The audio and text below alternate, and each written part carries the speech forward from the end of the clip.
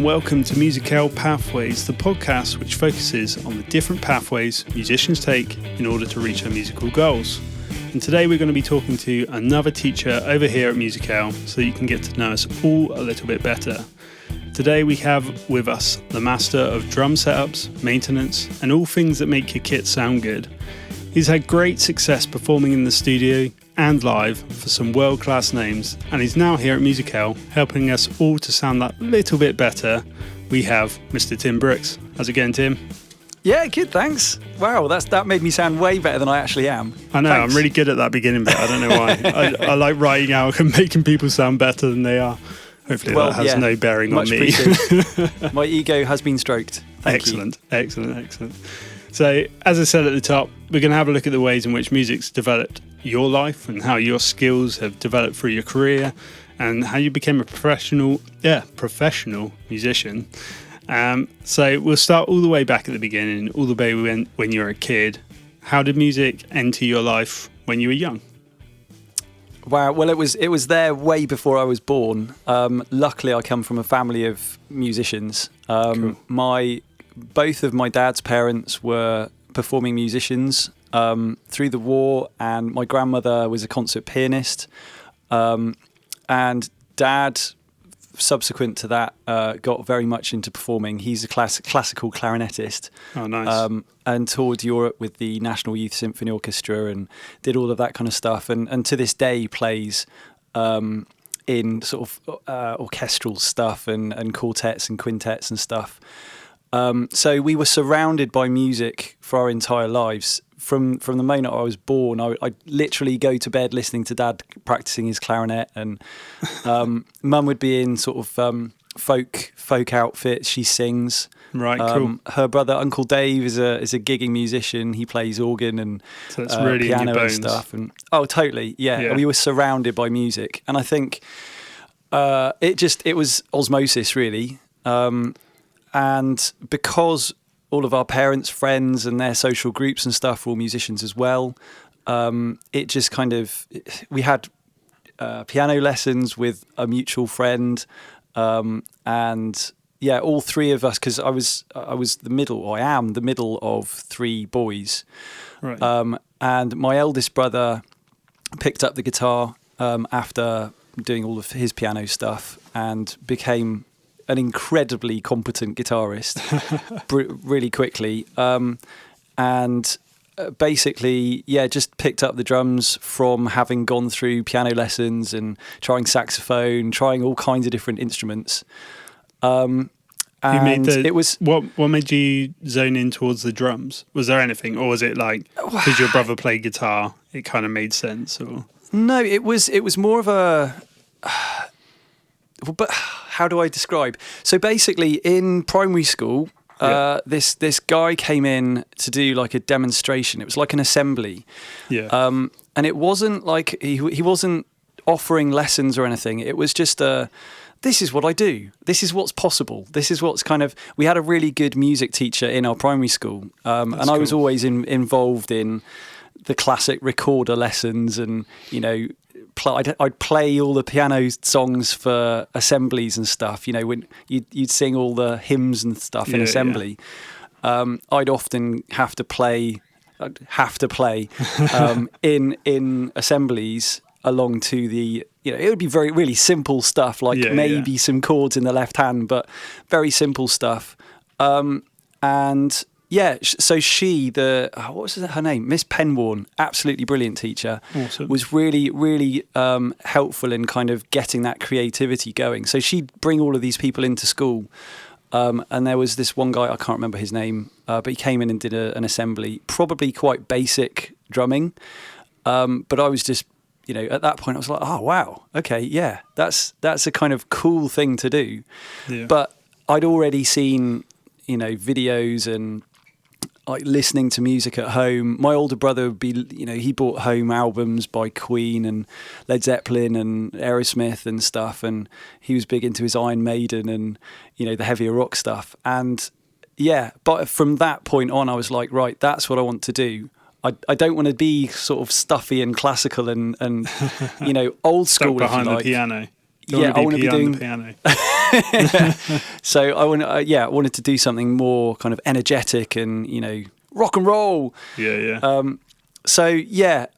never actually had the opportunity to try playing the drums up until, my dad went to university because he actually studied professionally and went into the law. Right. And a guy that he went to university with had 3 sons about the same age as us.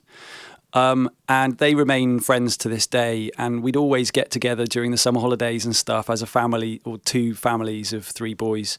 And their eldest was a guitarist. Their middle child was a sort of singer who played harmonica. And their youngest was a bass player. Cool. And between the sort of 6 of us, there would be kind of this musical kind of bonding, if you like. Well, you got like a full band there, haven't you? Oh, totally, and some. And their eldest had originally started off playing drums for about 2 months, and then he kind of gave up, and it was just sat in the corner of his bedroom. Right. And they were all playing guitars and basses and just sort of showing each other these Eric Clapton licks and listening to Jimi Hendrix and stuff. And I was just like, can I have a go at that thing? And I knew what it was, but was a bit kind of sheepish. And so Jeff, their eldest, said, "Yeah, I'll just show you a basic 4/4 beat." Put me on the kit, and I just took to it like a duck to water. I was like, nice. I was hooked from that second. And the whole weekend, they couldn't get me off the kit. It was like, "No, we're going out for a walk now. We're going down to the seaside. What, do you want to come?" I was like, "Nope." Nope, not happening. From that point on, I was just playing along to anything and everything I could get my hands on. Did you have any formal lessons? Not until I was about 16, 17, sort of so GCSE kind of stage. Like college age? Yeah, so way before that, back home, my elder brother got himself a band in 6th form college. Right, yeah. And there weren't really any drummers around. Right, okay. So in school, all through school, I was the only drummer. And through 6th form, I was one of 2 or 3. Yeah. And so they basically said, "Well, Tim plays. Why don't we get him to sort of sit on a rehearsal and see what happens?" Yeah. And again, it was just like duck to water. I was like, "Wow, this is what it can be. This is incredible!" Like this playing is with even better than playing by myself. Exactly. And because I'd been playing along to things like Aerosmith and Led Zeppelin and Queen and all of the stuff that I'm sure a lot of like beginner drummers aspire to be. Yeah. That's the kind of stuff that we started playing. So we were doing sort of covers, Doors and Pink Floyd and all of that kind of stuff. Yeah. So from there on, it was just an education by doing and being surrounded by music and trying to emulate the people that I was trying to cover the songs of. And I played my first gig when I was 15 in a pub, and probably highly illegally. I'm not sure at that stage whether it was, when would that have been? But it was mid-90s, 95. Oh, no, I think you'd have been all right. I think it was because I remember when it came in that you had to be over 18 to be in a pub. And right. Because I had just turned 18 when that had happened, I think, or very close to, so we didn't miss any gigs. But we could have if it had been a bit later. I think that's the case anyway. It might have just been that didn't happen in Cornwall until that point. Right, yeah. We were kind of in the sticks as well. So it was literally a country pub on the Welsh borders. And just 2 men and his dog sat in the corner, sort of, not really paying much attention. Yeah. But for us, it was like the biggest thing that had ever happened. Yeah. And from there, it was kind of baptism of fire. And I was just thinking to myself, wow, I'm really going to need to up my game if I want to do this properly. And at that point, I was like, Mum and Dad, can I get some lessons, please? Oh, that's cool. And they were, being musicians themselves, they were like, yeah, brilliant, absolutely supportive as anything. And that's quite a big step for some people, isn't it? Like you've got to have that support there, or it's especially with the drums. Yeah. I mean, yeah. They know what they're getting themselves into, don't they? Mm-hmm. Snares and cymbals all day, all night. Yeah. I mean, like I say, I was incredibly lucky to have the upbringing and sort of support that I had. We had a house in the middle of nowhere, so there's no neighbours to, destroy the lives of. Yeah. And I was in a room right at the top of the house in the attic, and just literally locked myself up there for hours and hours and hours just playing my drums. And I think really that's the majority of my practice, was just trying to emulate my idols and playing as much as I possibly could, just being sat behind my kit and playing and playing and playing and playing. I mean, it's not a bad way of doing it, is it? You know, it was fun as far as I was concerned. It wasn't practice. It was just it goes back amazing. to that, like, you know, that 10,000 hour thing, doesn't it? To become a professional, you must practice or play for 10,000 hours. Well, if you're putting it into that intensity, it's just going to come around so much quicker, isn't it? Yeah. But as I say, I mean, at that stage, I really didn't see it as practice. Yeah. It was just something I desperately wanted to do. Yeah, I think that is a little bit of an issue where people really think about it as practice, but practice can be just playing. Like it's just I mean, that's what the word thing. means, really. Yeah. It's so funny when people are like, "Oh, I'm not very good at practicing," or practicing's really hard. It's like, well, do you want to play the instrument? Yes. Well, there you go. You're all very good. often it's the perception of the word, what it means. It's like this is like homework. This is trudgery. Yeah. But it definitely doesn't have to be with music. And then you sort of discover your limitations through that process, and you go, okay, well, maybe I should do something that I'm not quite so, or isn't quite so enjoyable, because I want to achieve this thing. But then the enjoyment comes from the challenge, doesn't it? You know, like then you're pushing yourself, and that's the enjoyable bit. Is like, oh, I wonder if I can do that 10 BPM faster. Or yeah, absolutely. It's gamifying it. I always say to my students, you know, gamify it. See it like a level on a computer program, and it's like, yeah, can I manage to do this in slightly less time, or can I get it a little bit quicker, or just, you know, it's really important to kind of make the process fun. And luckily for me, it came incredibly naturally. Yeah. That's pretty cool. And so, what are you? By that point, I guess you said you're at the end of secondary school.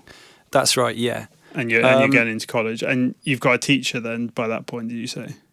Yeah. So, I mean, primarily, like through school, because I went to Hereford Bluecoat School, which is based at Bishop of Hereford Bluecoat School, which was miles away from my home, but I got a church placement there, and so it gave me the opportunity to go home from school on a bus, which had quite a long journey, which gave me the time then to do my homework. So I'd sit at the back of the bus with all my books and stuff just strewn around, and I'd do as much of my homework as I possibly could on the bus on the way home, with the primary objective of having nothing to do when I got home so I could get on my kit. Yeah. So it was just, I guess, a very ancient form of kind of efficient time management. It's much better than my time management, even now. That's pretty impressive. It was kind of like someone working on their laptop on the way into work in, you know, London or something, but, you know, in a slightly less glamorous way. Sorry. I used to do that, but instead of doing the work on the drive, I would sleep. And then I would use that sleep to power me another 2 hours. So you're into sleeping on the drive? Yeah, no, I'm in the bus. You weren't the one. In the bus. Oh, right, fine. In the bus. So like on the way to college, sleep on the way in, sleep on the way out. You got 2 extra hours in the evening then.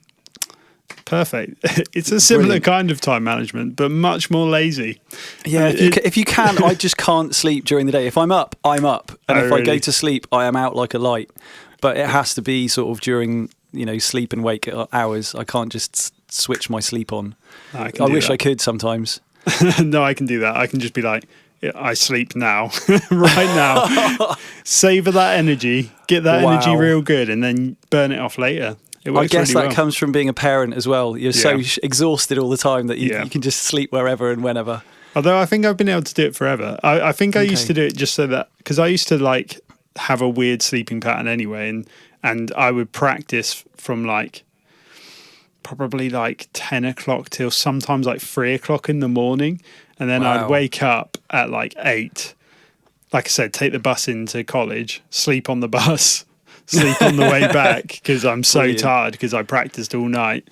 I used to even practice like in my breaks at college. I would be like sat under the stairwell like practicing.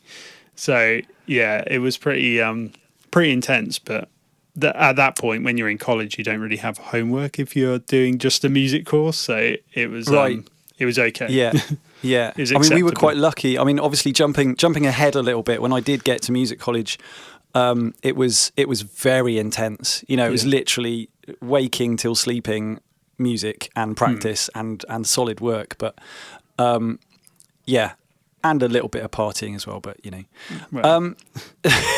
But yeah, I mean, getting back to where we were, so I'd played my first gig before I'd actually had any formal tuition, and for the first, I mean, we had maybe a run of 3 or 4 gigs on the first 2 or 3 months that we decided to start actually going out there. So our singer was really proactive and just got loads of gigs in our local town, and every single gig, I'd come maybe at the halftime interval or towards the end of the gig, I'd start cramping up, like really badly cramping up. I was pretty happy with what I was playing, but I knew that something was a bit off. And so I was like, I can't figure this out myself. I don't really know what's going on, and I need somebody else to help me here. And at that point, there wasn't really an internet that you could go and look at, or, you know, and I, to this day, you know, would advise anybody to go and actually see somebody and actually be in person with that person, because you've got so much more diagnostic tools available to you, if you like. You know, on the internet, it's only one way. When you see someone in person, it's you know, there's a 2-way conversation, and you can talk about what's going on and real time analysis of things. And that's a big thing, especially when it comes to stuff like you said, like cramping up. Because if you're cramping up, you're obviously physically harming yourself in some way, very minutely, but a little bit. And I think for some instruments as well, speed. You know, you cap off your speed because your technique isn't quite as good as it could be. Absolutely. And trying to push through that barrier by yourself is really difficult because you don't necessarily know what you're doing wrong. Whereas if someone can you just need another pair of eyes to look from the opposite direction. True. And and also, if they know what they're looking at, like, they'll be able to just go, oh, wait a minute, you're not using your third finger, or... Yeah. And also, being self-taught, I developed some good habits, but also you get used to a certain way of doing something, and you develop bad habits as well. And those habits, the longer you play with them for, the harder they become to break. And so for me, that process was quite painful. It was going to... my first teacher was brilliant. I only went to him for a couple of months because he moved away. But he really helped me to sort of develop a little bit more coordination, independence, and also start on good technique. Luckily, I had pretty good technique, because often with drums, you out of necessity, trying to emulate or do certain things, you have to develop a certain level of technique to get the notes out quickly enough. So he kind of moved away, but I moved then to another guy, Simon Millist, who had studied with Bob Armstrong in London. And cool. I properly lucked out there, because he'd really kind of drilled himself with all of the rudimentary and technique things that I needed in my playing. And he and I really bounced off each other and kind of, because I was at the point where I knew enough musical theory and all of the kind of the knowledge stuff. I'd self-taught. I'd bought books, and I could already read, so I knew how to get that information out of the books. So he started basically just throwing tab at me. So things like we went through the entire back catalogue of Chess. At that point, there was Chess the musical, which is all kinds of weird and wonderful time signature changes. I don't know whether you know it particularly well, but I think I have seen some of it. I don't know it like intimately.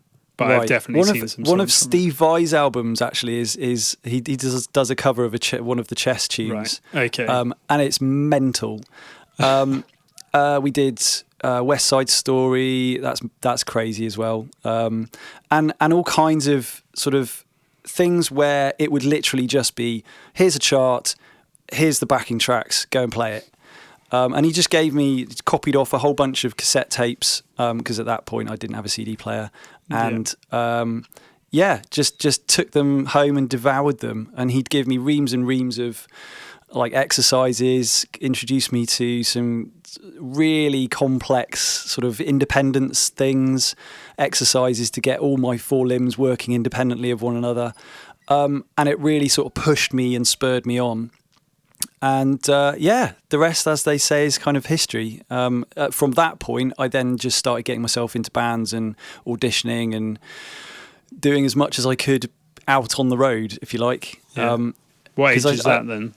I think it was sixth form college, really. So after my brother left for university, that band kind of broke up, and I joined an Afro-Cuban soca band.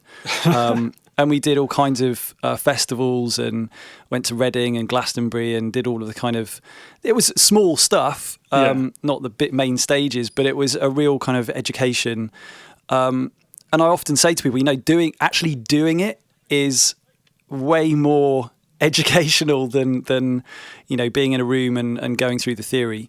You can do a lot, but for me it's all about doing, and you get way more enjoyment from that as well, in my opinion. No, I completely agree. I completely agree. Like I also think that interaction between multiple instruments, like learning to know when another instrument's going to do something, or picking up something from like a sax player. Like I'm a bass player. Why am I picking up stuff from the sax player? If you're at home, you might think that, but when you're at a gig, you're like, oh, actually, that's kind of cool. I can even just like even like a toe tap or something. You see just a body movement or a little cue, and you're like, oh, I'm going to hit that. I'm going to, because they're feeling it, and there's going to be something there that will allow you to kind of bounce off each other. And even if it's just, acknowledgement of the fact that they tap their foot at that point, they'll turn around and give you a little smile, and it's like, we felt that same thing. And it's a real communication kind of secret language, if you like. It's like a whole nother kind of learning, isn't it? It's just it's like learning a whole nother instrument. Learning to play in a band is almost like entirely separate to and to also the different types of playing in a band. So there's so many different disciplines. Like at sixth form college, we did African Sanctus with David Fanshawe, who was the guy that wrote it. He came and did a masterclass with us there. And I was doing all of the kind of percussion stuff, which was all congas bongas, because it's based around African tribal stuff, but it's a classical piece. And I was playing all of the percussion parts for that. And I've done some stuff with Dad's orchestra, Shandor Symphony Orchestra, as well. And that's petrifying, because it's not sat there behind a drum kit and playing a groove. It's reading 142 bars of rest and then having the most incredibly massive tam-tam explosion. And if you get that 100 and whatever bars of reading a rest wrong, even by half a semiquaver, that is a semiquaver, but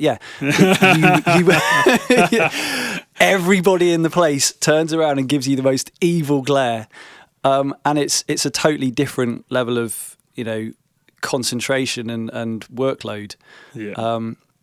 Playing in a soca band or playing in a rock band or a funk band or a jazz band or whatever kind of music you're playing, or in the pits of a musical or whatever, I think it's good to kind of know it all, know what you like, but also know how to do it. So if the phone rings, you can say yes. Yeah, I think that was a big part of like when I was at university. They used to just each week they'd be like, we're doing this kind of music, we're doing this. They'd just stick you in a different band, different group of people, different style of music.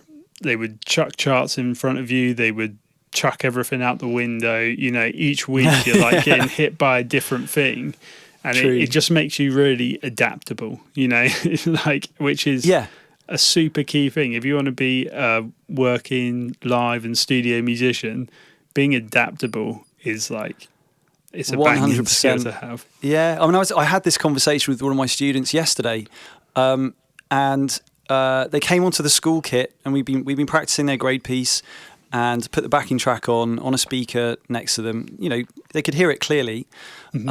But obviously the drum kit was different to the one they'd been practicing on, and the music sounded different in the different room. And it put them off, like, really quite badly. Yeah. And that's to be expected, you know, it's a very different feeling. And I had to explain to them, you know, if you're on a gig, very often as a drummer, you don't have that same drum kit that you're used to. You're very often on a house kit, or you know, especially in a festival situation, you know, you just get the house kit and they might say bring your own cymbals and snare drums so you don't break ours. But otherwise it will feel entirely different. And you know, every night you're on a different stage in a different venue that sounds different. And so, yeah, you need that level of competency whereby you know it well enough that you can play it on whatever kit you're on, but also have that level, as you say, adaptability, that even if you can't hear things, or even if things aren't going how you want it to, you can still focus on what you need to focus on to be able to get by. Yeah. There was one, again, you know, further on, it's like when I was late 20s, I was on tour and we got stuck in traffic. The tour bus was stuck on the M25 somewhere, and we had to be up in Leeds. Was it Manchester? I can't remember. But I do remember the gig because we arrived as the support band was playing. Right. So there was zero sound check, zero opportunity to do anything. It was literally unpack my kit, set it all up backstage, and we had to cart it out as the support band was coming off. and I normally use in-ear monitors, which allows me to hear things clear as a bell, and that's how I'd rehearsed the whole gig, you know, played everything. And all I could hear the entire gig, I just got some rubber earplugs and stuck them in so I didn't destroy my hearing. And all I could hear was whatever was coming out the back of the guitar amp. I couldn't hear the vocals, I couldn't hear the bass, I couldn't hear the keys. It was just the guitar, and it was really loud. And at least they were really loud. If they were really quiet, you would have had nothing. But you know, when it gets to that level of loud where you just can't hear anything, it was just, you know... noise. It's noise. I could hear my cymbals and a tiny little... I could feel what was happening with my kick drum. Yeah. But that was it. And we still got through. They still loved it. Yeah, this is it. Because do you know the band called Sunno, or Sun? People call them two different names. I don't know. They're like a kind of like doomy, like they're loud. They're a loud band. But put it this way, they have 3 Ampeg stacks in each corner of the room with a full PA in each corner of the room. Right, yeah. And I went and saw this band, and I've never understood the term feeling music more than that point. I had full earplugs in, like the biggest earplugs I could find, and it was just so loud. You could not hear. I don't understand how anyone was in the room without earplugs in. And it was just, you could just feel it through your entire body. Wow. And I was like, I do not understand how these people perform, because how do you perform with that amount of volume and play in time? But then I guess maybe they weren't in time. Who knows? Who knows? Maybe they were the worst band on the planet and they just turn it up so loud that you can't hear a thing. It's quite possible. But I just remember thinking, like, man, how do you do that? Like, and I guess you were in a similar position where you were just bombarded with sound and kind of just feeling whatever you could feel. Yeah. Yeah. I did. We did once try as well, like, tried to do a recording just with the click. Everyone got the click and that was it, and then just drop everyone's lines on top just to see who was nearest to the thing. That was pretty hilarious. That was pretty good. For the most part, it was okay. It was surprisingly it was the vocals that were not in the right place. Right. Yeah. You'll often find that though with vocalists is a lot of the what's the word I'm looking for? The phrasing of what they're singing isn't always on time, and often some of the best singers will be totally out of time. You listen to someone like Frank Sinatra, he's never on the beat, but it just means so much, and it works with the beat. Yeah, in a nondescript way. They've got to work with the band, haven't they? They've got to work with the sound around them. I think that was the downfall of our experiment, I think, in that no one could actually, like we were saying earlier, no one could hear each other, so no one could like play off of anyone. It was just us kind of tracking what we had written in front of us. Right. And it just sounded fine. Like because none of us could go, oh, I think he's going to do a fill there, I'll do a fill as well, or whatever it might have been. It was just kind of like straight down the line, and then the vocalist just entirely, I don't know, well, they were somewhere. but it was cool. It was an idea. It was a thought. Cool. So you're kind of post college now, I guess. Yes. In your timeline. And did you say you went to music uni as well, or did you just right, go to like a music? At that point, I had multiple interests. So I had, obviously music wasn't going away, and it was something that I was incredibly passionate about. But I'd kept and bred tropical marine fish, and I was very interested in ecology and the environment and all of that stuff. Yeah, so I was very interested. I'd learned how to dive, and I was hell-bent on becoming a marine biologist. So as far as I thought, that was academically more of a kind of safe route, it was something I was passionately interested in, but I felt like maybe societal pressures needed me to go to university and do the accepted thing. So I did my A-levels. I was always quite a highly academic achiever. I didn't really have any problems through school.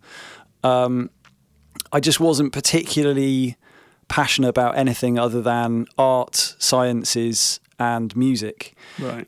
Which was kind of sort of contradictory, really, if you think about it. But yeah, I'm very scientific, very analytical, very kind of. I like working things through and sort of analysing data and things. So, long story short, I went to university in Newcastle and did a degree in marine biology, and it was amazing. I had an incredible time. I met some really like-minded people. We got a band together up there, recorded an EP, and did quite a few live shows. We did a really cool gig in this place called the Live Theatre, which was this. It was quite an intimate venue, but we packed it out, and we did a gig with a couple of other bands, and it was really good fun. I think that was the main thing. It was because music was a secondary thing at that point. I really enjoyed doing it because it was there was no pressure attached to it. It was just fun. And so I went and did an overseas research project in the US, and spent a long time on a whale research vessel, sort of cataloguing humpback whales and minke whales and stuff. Pretty awesome. which was amazing. But through that time, I kind of made the realization and making the contacts that I'd made, that there really wasn't a huge level of career in what I wanted to do, unless I wanted to go through and do masters and doctorates in specifics, and possibly go through to either university lecturing or what I saw at the time was selling out. There was quite a lot of working for oil companies, doing environmental reports on marine impact and stuff. I didn't really want to go down that route. Yeah. And so I was sat back in Newcastle in a lecture about nematode worms. I remember it incredibly vividly, and having a bit of an epiphany and just going, I just want to be playing my drums. I was thinking about the next show. I was thinking about lighting setup. I was thinking about, compression on my bass drum. I was thinking about all of these things that were just, I don't know why, but I got really passionate about them. And I had to make a phone call home to mum and dad and just say, I want to go and do music. This is halfway through my university career. And they were like, brilliant. Yeah, that's amazing. If you figured out at, how old was I then? 19, 20, exactly what you want to do with your life, and you want to follow it passionately, go and do it. That's because awesome, it's early enough that you can make a shot. You can have a good go at it. Yeah. And worst that can happen is that you're still academically fine. I made the decision to finish off my degree, to have that behind me. Yeah. But yeah, as literally, I was halfway through my finals at university, and I went down to Guildford to audition for the Academy of Contemporary Music there, and got in straight away. They really liked what I did. The guy that auditioned me was Steve Vai's drummer. Right. Can't remember his name, but he was playing on Steve Vai's last album. That's pretty and cool. I was really scared because I was like, "Oh man, he's going to be good." But yeah, it was a really good, fun audition. I'm surprised they told you.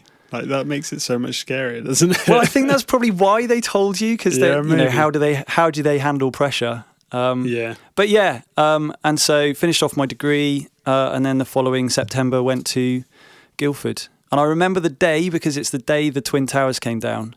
Oh, crazy. So that was a weird kind of bittersweet day. Yeah.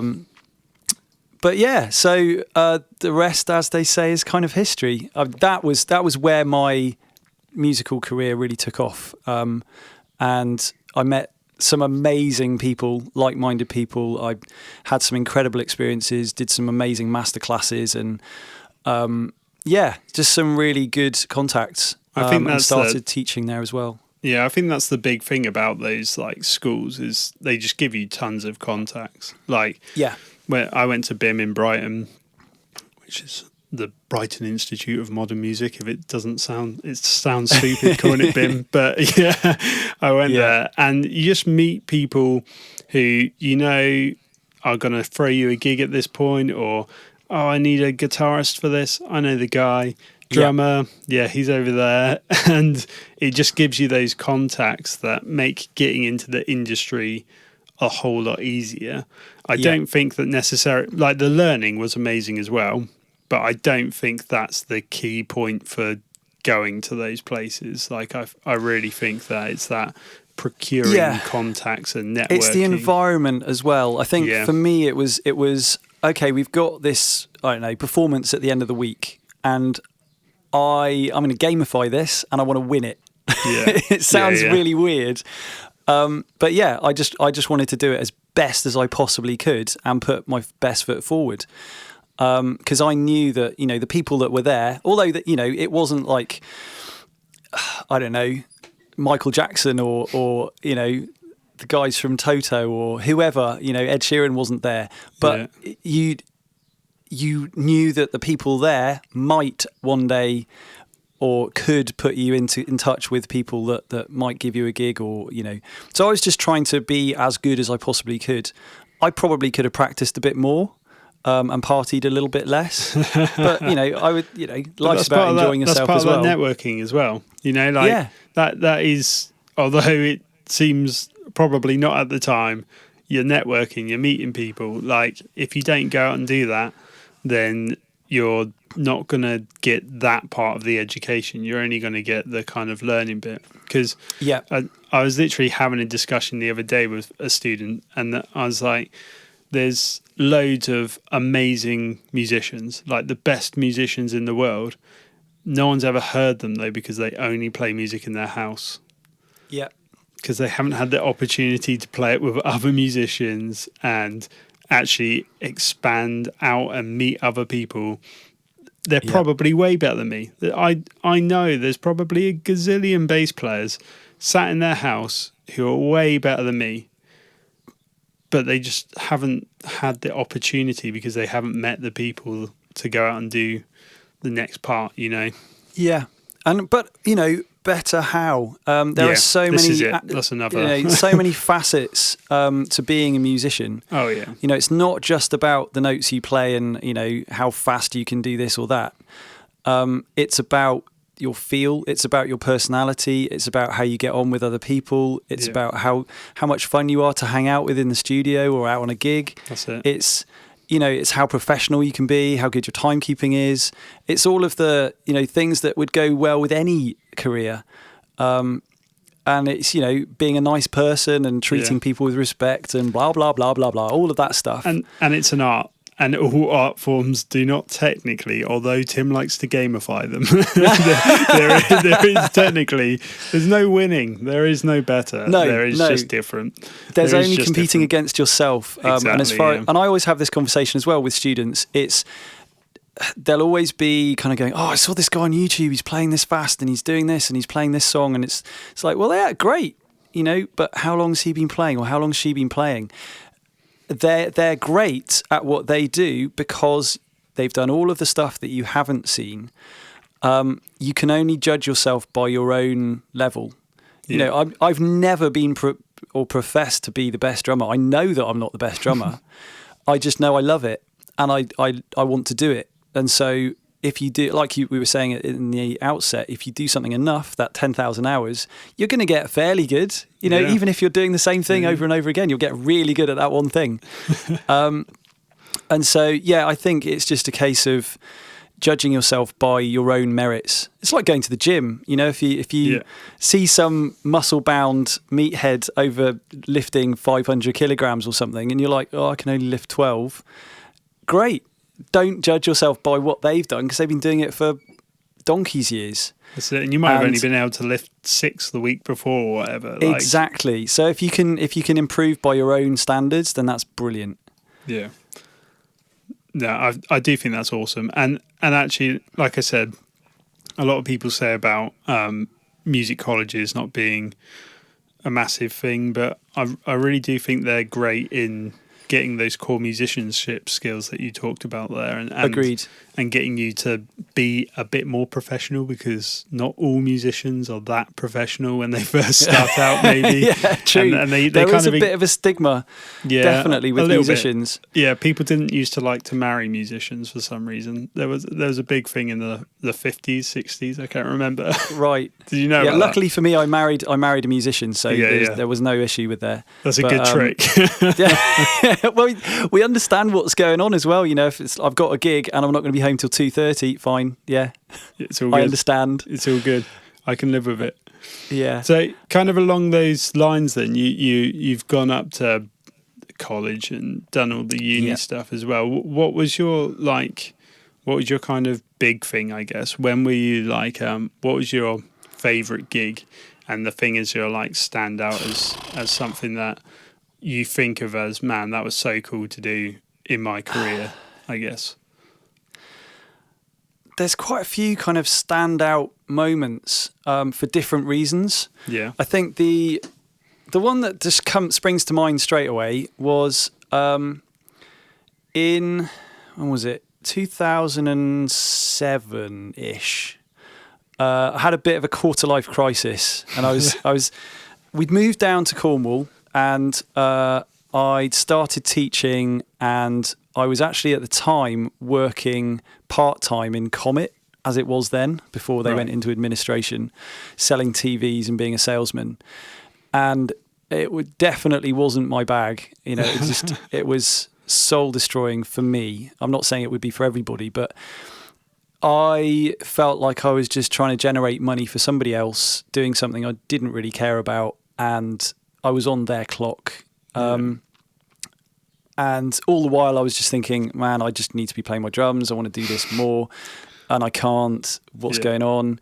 And I think every musician at some stage goes through that point where, we'd moved away from London to a new place where nobody knew who I was. It was, in hindsight, it was a pretty brave thing to do. But when you're in that situation, we just got married and moved out. We love Cornwall. It's just the most amazing place to be. And from an energetic perspective, compared to London, it was much more healthy for us to be here. Yeah. But yeah, you got to pay the bills. And so I got a part-time job there, and I had this kind of quarter-life crisis, and I was like, what is going on? I need to do something productive here. And just so I started putting the word out and asking people and looking for auditions. Right. And one came up, ironically enough, in London. And so I was like, right, okay, what have I got to lose? If it's a big gig and I can make it work, then at least I'm playing the drums. I might need to travel a lot, but I could try and make it work. So got on a megabus and went up to London with my kick drum and cymbals and snare drum, and went for this audition with this band called Longview. And it was early 2000, they'd had quite a big album called Mercury, and they'd won all kinds of awards with it, and they'd sold loads. They were with Universal Records. And I went along to this audition and absolutely smashed it. And it wasn't a case of, I'm really sort of feeling great about myself and, I'm trying to big my own trumpet, if you like. But I went into that room and it just felt right. Yeah. And everything worked. I'd learnt all the tracks. And they all had big grins on their faces and, sort of giving each other sort of smiles and looking at each other. And you could tell something was going on. Yeah. And it was kind of confirmation that I could do this thing in a kind of real world sort of main stage arena. And they'd said, the guy from Kula Shaker came along and he didn't have a clue. The guy from this band came along and, it just wasn't what we were looking for. But, we don't know who you are, but whatever it is you bring to the table, you've got it. Yeah. And so they offered me the gig there and then and said, we're doing an album, we're doing a tour. Are you on board? And without hesitation, I was like, yes. Absolutely. When's the first rehearsal? So we sorted out logistics, and I spent 18 months doing that, and it was really incredible. But I think that was kind of the main. It wasn't a performance. It wasn't a gig per se. It was like an opportunity. But it was a moment in my life that I was like, I am good enough. Right. Yeah. Even if it's not like an epiphany. Yeah. It wasn't like a, wow, look at this big stage and this big arena. But it was, for me, a personal achievement. But from a purely gigging perspective, it was on that tour. And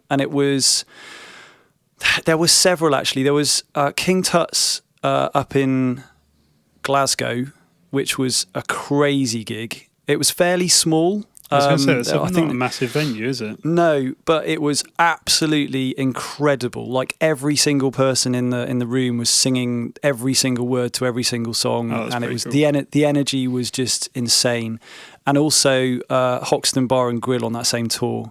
It was a room where you could have literally walked across people's heads. They were so tightly packed. And there was about 1,500 people, and I'm sure the capacity was only 12. That's pretty amazing. It was just electric energy. And I think also that's what it comes down to, isn't it? The energy in the room is almost more than the number of people. The number of people doesn't really matter. And I think that's come up a few times in the podcast, like that. When I say the biggest gig, I guess like a lot of young musicians would go, oh my God, Glastonbury or Reading or something. And actually, when you come back from that, it's like they're great gigs. But they're great to be part of and involved with. And the energy of the festival is amazing. Yes. But it's more of a kind of complete weekend, if you like. And the gig is a nice part of that. Yeah.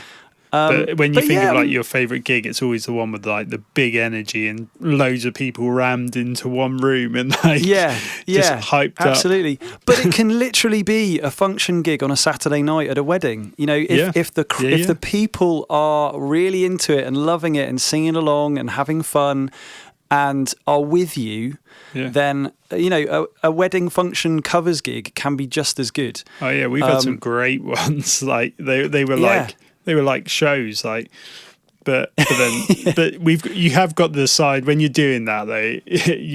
You know that you're playing really good songs. Yeah. So it's not yours. You've got that advantage. It's not like they're not going to know the words to Mr. Brightside or whatever.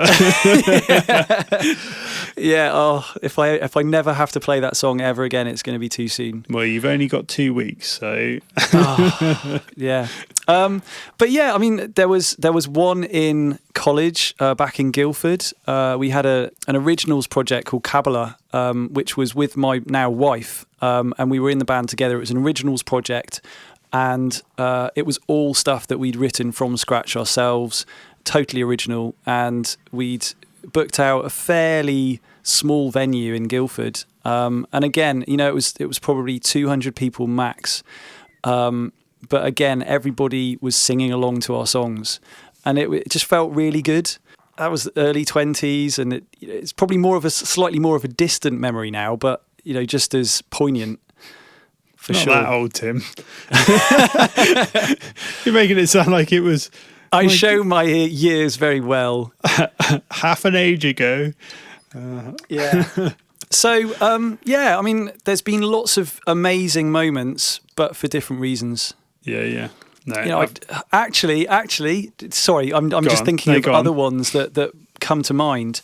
That family of friends that I first started playing with when I was a kid. Yeah. Later on, maybe 2 or 3 visits after that first time I started playing drums, I had obviously got a kit by that point, and had been practicing at home and stuff. So I knew my way around the kit a little bit more. And it was probably a couple of years later. We got together with them, and everybody was much more proficient at what they were doing. Right, yeah. And we started playing things like Stevie Ray Vaughan songs and proper full Jimi Hendrix covers and things. Going for it. Absolutely. But there was a moment in that time, where it was the first time it had ever happened, where I know this is going to sound a bit woo-woo and a bit hippie-ish, but I left my body. I totally was unaware of my physical body. Yeah. And we were just playing something, I was probably Red House or some blues jam that I just didn't need to think about, but it felt like I'd been possessed by somebody else. I was just listening to it as an outsider. Yeah. I could have sworn Jimi Hendrix was in the room with us. It was just a spiritual experience. And I think music can be that, but it was my first experience of being there. Yeah. So yeah, I know what you mean. I know what you mean. Totally. Like when you're absolutely nailing it, like you're almost not present in that space, are you?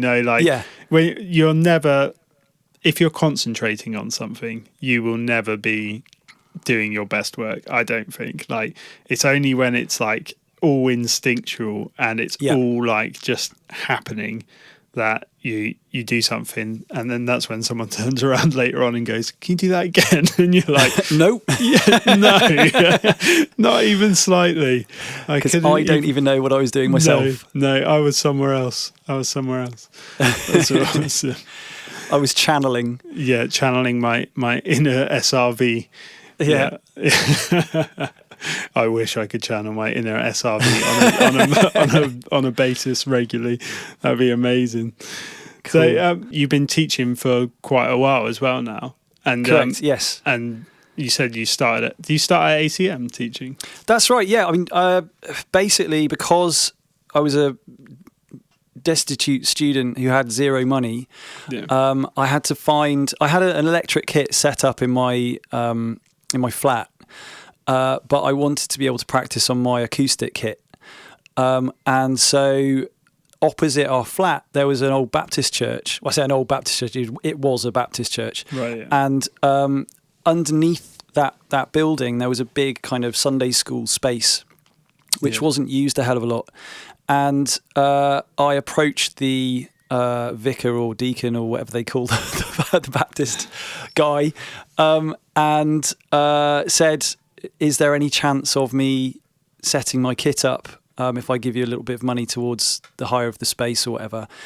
And he was like, "Oh, funny you should say. My son wants to start practicing and playing drums. How's about you set up your kit here and you can give him some lessons?" That's pretty cool. And I was like, brilliant, great. So it's obviously freebie, but it was a swap. I got something out of it, they got something out of it, and turned out I quite liked it. It was quite enjoyable. He was quite engaged and really enjoyed it, and I offered him the use of my kit when I wasn't using it. And so it was quite a mutually beneficial arrangement. Yeah. And so, basically started teaching from there, and got a few students, and it started to cover my living expenses a little bit. I did have another sort of daytime job working in a aquatics shop just down the road, but otherwise it was just teaching and the rest, as they say, is history. It was just using everything that I'd learnt myself from my course on a simplified basis for the students. And I didn't really have any teaching training per se. Yeah.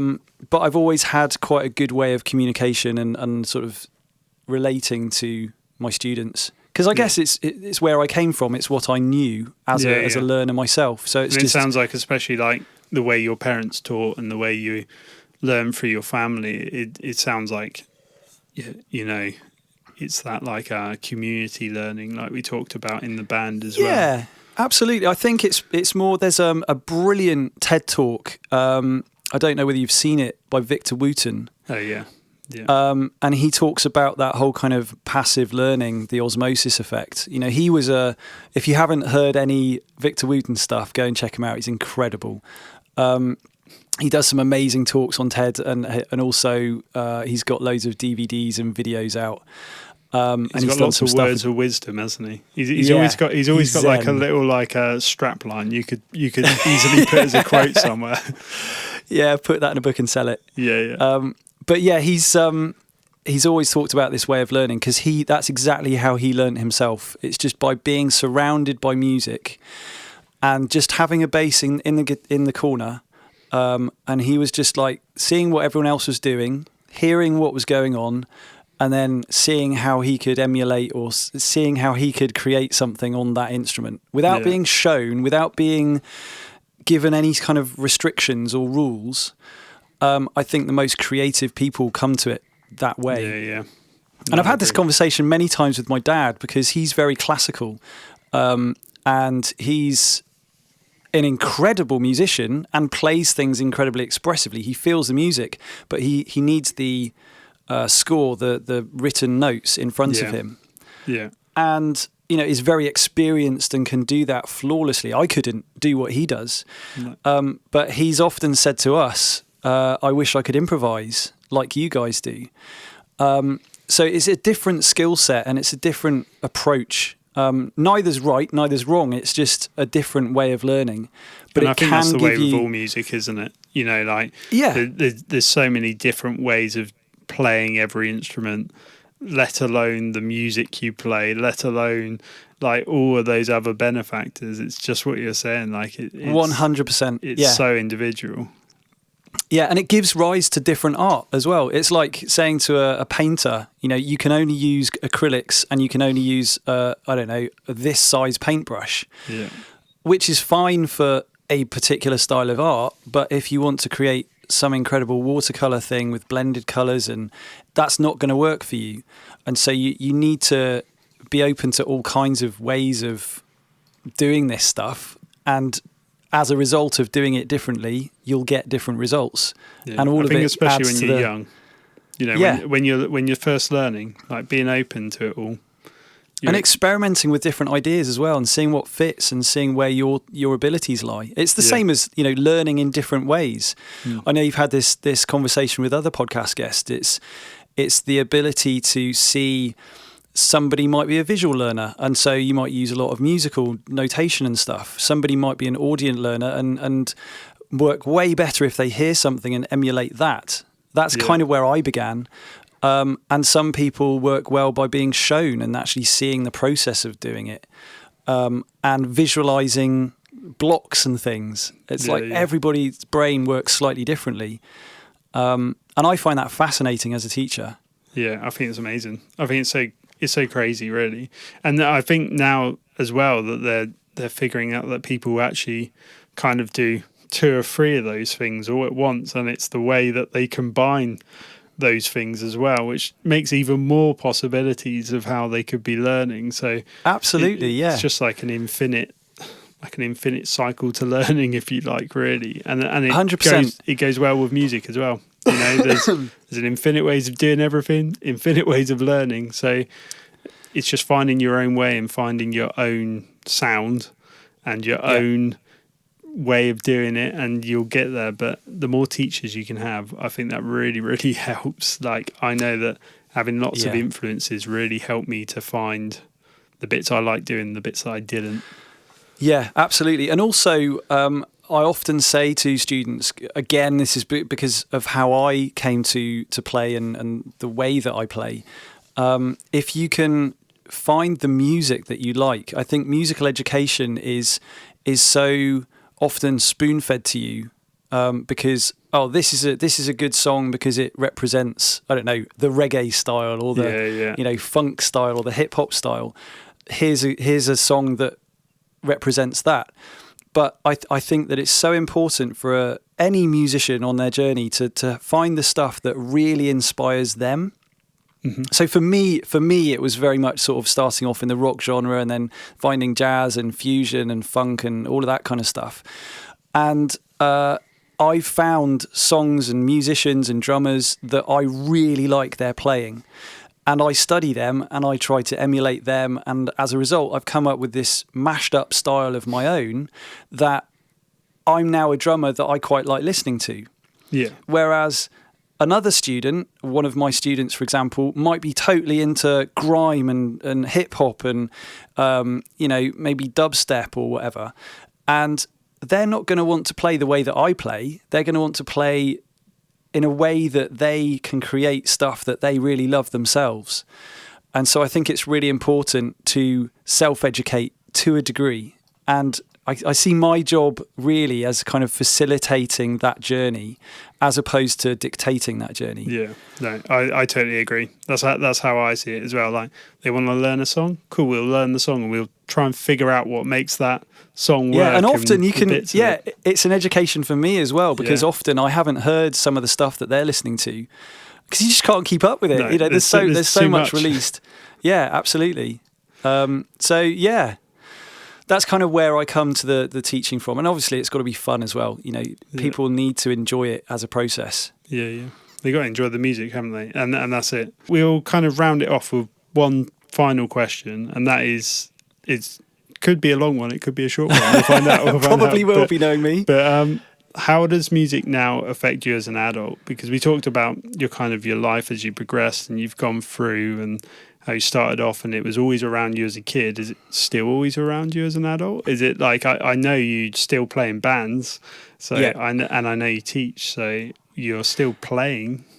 Yes. Well, that's the simple and short answer is yes. From when I was a kid, I think this is true of anybody. Your formative years, maybe for me it was about sort of 8 to 20, sort of those kind of years. So through teenagers, being a teenager and actually discovering music.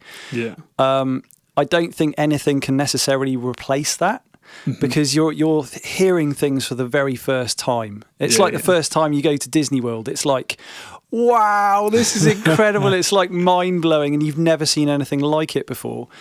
But I think now I can go back and listen to the stuff that I first heard and was inspired by and see new things in that.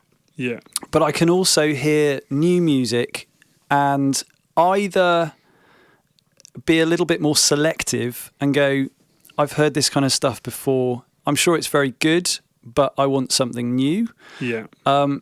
Or I can go, this is really indicative of what I love, and I'm just going to listen to it because I want to. You've got a bit more of a idea of what you like now.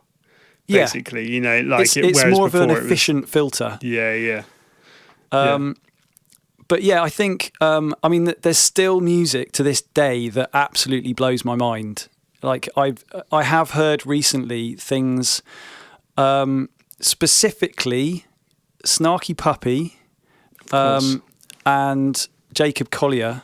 Oh yeah, he's a machine. My daughter loves listening to Jacob Collier. Something about the vocal harmonies. It just she gets entranced by it. but he's just on another planet. And Michael League from Snarky Puppy as well, I think he's a great writer. That whole kind of movement generally, I think it's genreless and it's if that's even a word, and it's progressive and it's creative and it's taking it to a different level and it's using technology as well. And I think that for me, the first time I heard, is it Jesse or DJ essay. Oh, yeah, I don't know how you pronounce the yeah. album titles. Yeah, I know. But I think it was Volume 2 that I heard first. That was an album of the week a few weeks back, actually. Was it really? It was indeed. Fine. So I basically put that on and listened to it top to tail with the lights off, just eyes closed, and I just got lost for an hour.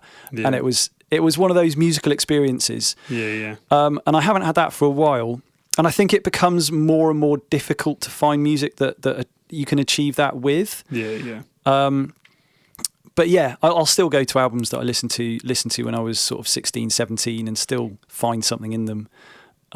So I'm always on the search for something new and exciting. But that's great though, isn't it? Like that's just like still open to new music is always a good thing, I think. I think when you get overly closed off, it's not a bad thing, I guess. It's just like we said, like it's a different way of doing it. But I do think it probably means that you're not ever going to expand your playing into that area anymore. Because you need to hear it. You need to like take it in a little bit, and even if you don't like it, because I listen to albums and I'll listen to them. My brother will pick some random albums and send them my way, and I'll listen to it, and afterwards I'll go, yeah, it was all right. and he's like, it's the greatest album ever. I'm like, it was fine. Like there was nothing wrong with it. It just wasn't for me. But there was a cool bit there maybe that I could take away and have a go at. And I think it's incredible. And also teaching the students that I teach, they get to sort of show me what they're into as well. And I actively encourage that. And often you'll find that either they're getting into stuff that you got into when you were their age. So it might be something to do with your musical journey anyway. So the stuff that appeals to you at a certain age is quite universal. You know, you'll always get drummers coming to you with AC/DC or some Aerosmith or some insert rock band of choice here. And then they'll go through that little thing and they'll start discovering something a bit more funky, maybe getting to some Red Hot Chili Peppers or, you know, maybe some Muse or some, you know... Again, it's that, and Nirvana's always a big one as well. Yeah, of course. But yeah, so going through, and you know, it's 2021, and that stuff came out when I was sort of 12. Yeah, so they're still listening to it. They're still listening to it. So there's something pretty, I don't know, whether it's a generational thing and their parents are just listening to it. Well, I don't know, because people still listen to the Beatles. That's true. And like, good music stays. My parents were not old enough to listen to the Beatles came out before they were born. So like obviously they had albums during their lifetime, but like it just goes to show that I think if someone's created something that has staying power, there's probably something to that, you know. There's a reason why it's still sticking around a little bit. I get introduced to new music by students all the time as well. There's one student I had on Wednesday who was like, oh, you need to listen to Casey Edwards. He's a big gamer and he loves his game music. Right, And yeah, absolutely insane. I'd never heard of it before, but it's incredible. It's like properly progressive, like fast and intricate and very technically demanding music. And it surprises you sometimes when they bring that to you, doesn't it? Like, like a little kid brings you a song, you're like, whoa, that's so intense. Like, can I play this, Tim? You started drumming 2 days ago. In a couple years. We'll work towards it. I don't know. I've had students come in who are like, you know, obviously like Sweet Child of Mine or whatever on guitar, and they've just like been like 2 years. I've been giving them their homework. You can tell they do the bit that I've asked them to do, and then they spend the rest of the week on Sweet Child of Mine or whatever it is. And like a couple years in, they've got it, you know. But so it shows that you really can do that if you've got that determination. Absolutely. Cool. So yes, in short, yes. Yes, music is a big thing in Tim's life, which is awesome. And I hope that it is still a big thing in whoever's listening's life as well. And you managed to gain a little bit of inspiration from this podcast. You're going to go grab your instrument, lock yourself away in the upstairs like Tim did, and take every pathway that comes your way. Because really, if someone offers you an opportunity, you may as well take it. And you never know what might happen afterwards. And until next time, I'm going to say bye. See you later, Gary. See you later, everybody. Bye. Bye-bye.